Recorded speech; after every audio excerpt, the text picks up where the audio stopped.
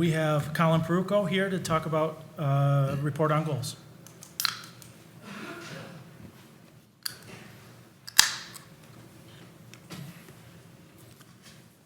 Welcome. Hi there. Forgive me if I stumble a little bit. I had to make some edits. So, hi, Colin Perucco, and I'm a 7th grade language arts teacher at MME. And tonight I'll be addressing item 9, reports on goals, specifically student well-being. To start, in honor of Pride Month, I thought that I'd start with the words of Black transgender gay rights activist Marsha P. Johnson. Marsha said that history isn't something you look back at and say that it was inevitable. It happens because people make decisions that are sometimes very impulsive and of the moment. But those moments are cumulative realities. I agree that our future is not inevitable and that we have to make decisions and create moments that will move Minnetonka forward. My moment and my contribution to that cumulative reality of equity and inclusion in this district is to have a conversation about student well-being that has been going on for years and will continue until things change. I have cried as students shared their trauma with this board, begging you to do more to protect our marginalized communities.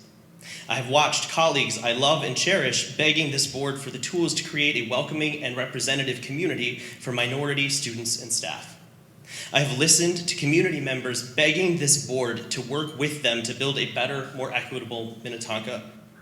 I sat in front of you and I begged you to use what happened to me last year as a catalyst for change. Over and over, we stood in front of you to tell you that we are suffering. We shared our most painful experiences with you, and we showed you our fears, and we relived our trauma for you.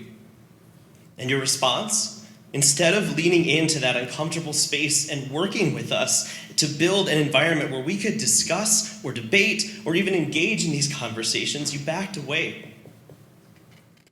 You removed diversity, equity, and inclusion from your goals and took away the promise that this district would stand up for its minority stakeholders. Sorry. You robbed us of the hope of feeling like we are a welcome part of this community. Minnetonka is not always the welcoming place that we say it is. Please, for the well-being of our BIPOC and LGBTQ students and staff specifically, repeatedly fall on deaf ears. Time and again, this district and this board have shown that they don't value the ideals of diversity, equity, and inclusion, and would instead hide behind capital B, capital E, belonging and excellence. So here I am again, begging you to do better.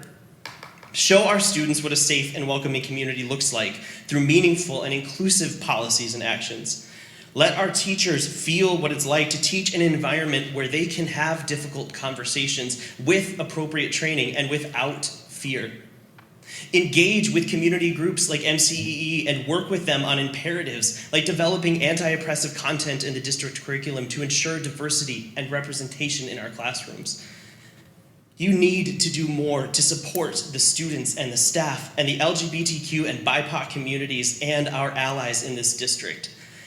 You need to honor our right to exist with dignity and pride in this district, and until you're willing to recognize that there is a real human cost to the decisions that you make here, Minnetonka will not be a place of capital B belonging, and its capital E excellence will continue to suffer.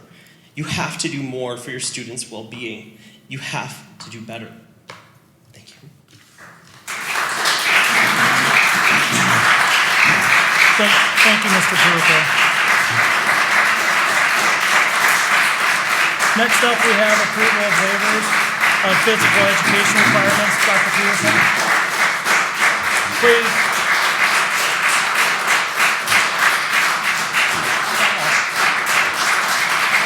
We can clear the room.